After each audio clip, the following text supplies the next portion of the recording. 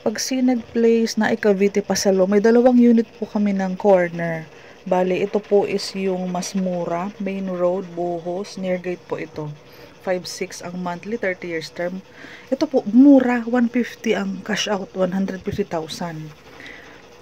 November 13 ang June nito, 41 square meters, 2 months paid. Ito pong isa mas mahal, 230 po ang pasa nito ng owner sa Northeast. 5,900 ang monthly, may skim coating na 10 months paid ito, 52 square meters. Dalawa po itong available. So unahin natin yung, ganito din po ang turnover niya. Hindi din po natirahan pa ang bahay. So, kapag nasettle mo po sa unang owner po yung payment, magnonotaryo na po tayo at ibibigay na sa'yo ang susi, pati lahat ng papel, video na patunay na hindi na siya ang owner at ikaw na po, ipinapasa po sa inyo ang mga documents, susi at lahat, turnover.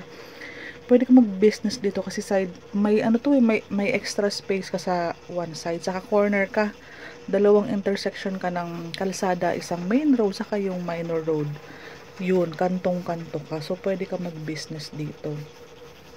So, ito po, 2 units. Ang pasalo po kasi is mabilis po ang saluhan dito. Once mag-cash out na, pwede ka na makalipat. So, pag naubusan,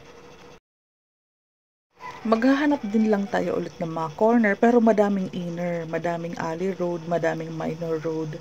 Pero sa mga corner kasi is maganda talaga siya for business. Kung gagawin mo yung business side yung harapan mo, mas maganda.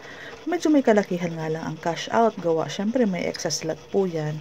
At talagang bihirang-bihira kang makakakuha ng corner. Pinag-aagawan po talaga ang corner. Madami kaming pasalo dito, Pasinaya, Pagsibol, Pagsinag. Bihira ang corner, aantayin mo talaga siya. Pero kung baka-decide ka naman ng inner lang, mas mababa lang ang cash out niya. So, taga dito lang kasi ako, kaya pwede ko yung i-visit ang site.